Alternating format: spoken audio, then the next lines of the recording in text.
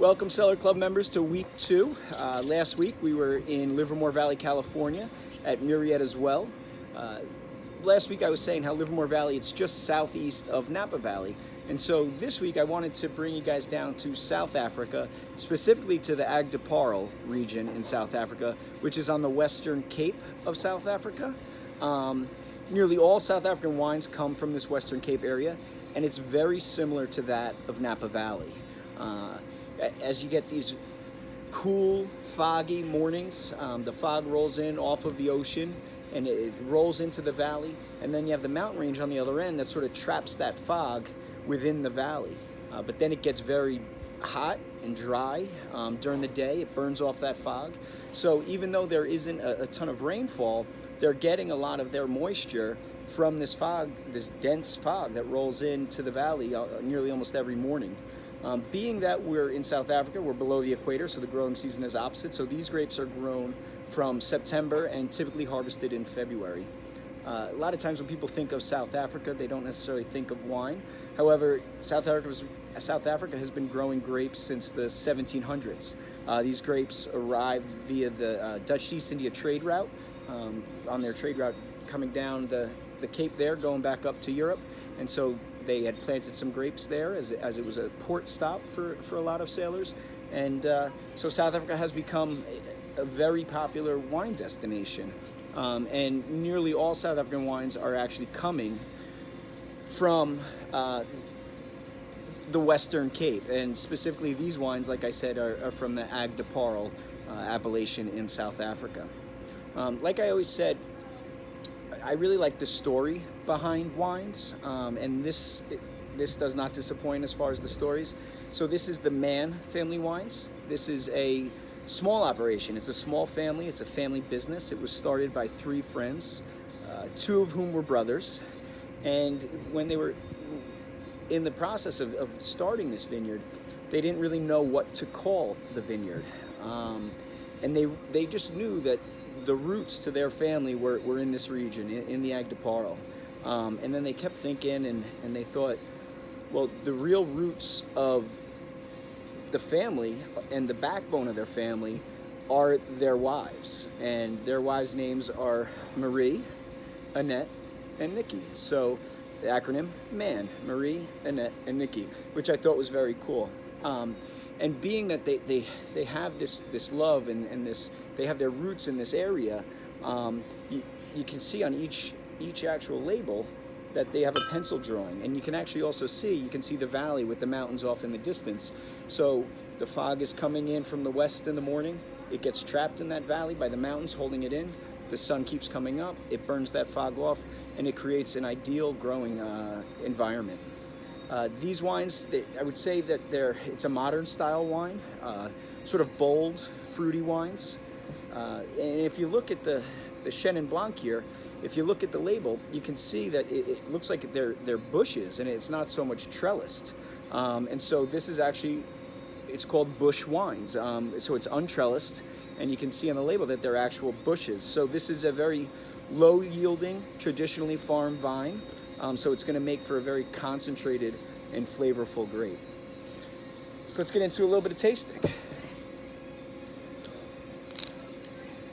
So again, last week we had screw tops, and this week as well. A lot of times people would sort of look down on screw tops, but times have sort of changed a lot, where corked wine, there's a term called a wine getting corked. And so if it's a screw cap wine, it can't get corked, obviously, because there's no cork. And so screw cap wines are fantastic because there isn't much waste of a wine getting corked.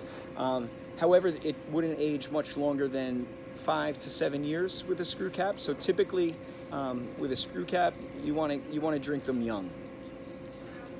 So, like last week, I wanted to sort of talk about becoming better at tasting wine. And so we had said that we want to really get our nose in there. We want to really try and see if we can, what kind of fruit we're getting, if it's anything herbal. So again, we're going to take our glass, give it a little swirl, open that up, and really get your nose in there. So I'm getting a lot of like tree and tropical fruit. pineapple, pear, maybe a little bit of melon. With this, I mean, it's not a ton of herb. If I had to say one, maybe a little bit of honey, ginger.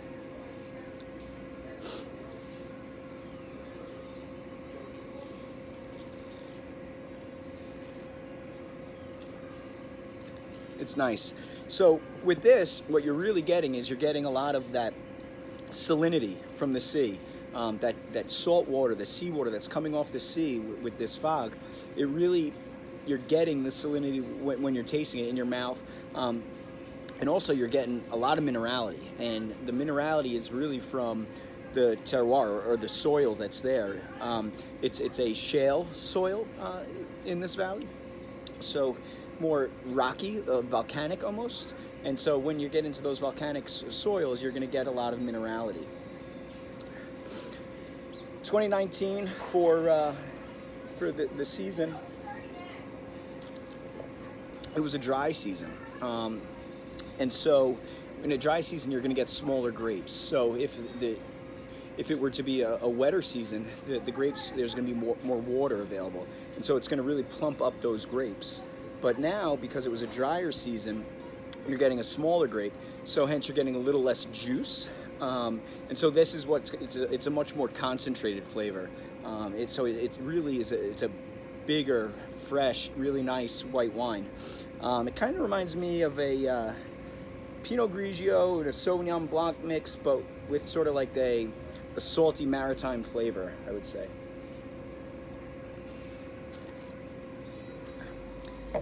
Very nice. Now we're going to be moving on to the Cabernet Sauvignon. A little note on Cabernet Sauvignon. Cabernet Sauvignon was created in Bordeaux. It was actually a blend of the Cab Franc grape and the Sauvignon Blanc grape, and that created the Cabernet Sauvignon grape, which I always thought was a cool story that not many people, I think, realized. So you're getting that really big Cab Franc mixed with a little bit more of a elegant, silky Sauvignon Blanc, and it's the world's most popular grape today. So again, we're going to give it a nice little twirl, give it a spin. Get your nose in there. A lot of like black and red fruit. Dark cherry, red currant maybe. This one, I think I'm getting, on the herbal side, almost like a little bit of a, like mint, maybe a little eucalyptus. It's got a nice nose. I can tell it's going to be a little bit more jammy than dry. We'll give it a taste.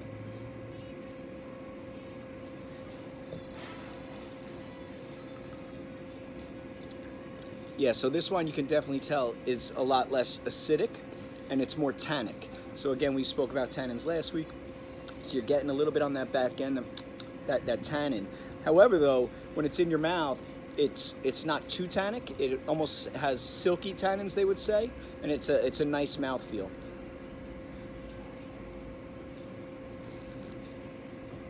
Definitely bold and juicy. A really nice Cabernet out of the Ag de Parle Valley in South Africa. Thank you guys again. I'm going to keep this video a little bit shorter than last week. Sorry about that last week, but it takes a lot of time to say that many ums in a single video. Thank you so much. I look forward to sitting down with you guys next week. Cheers.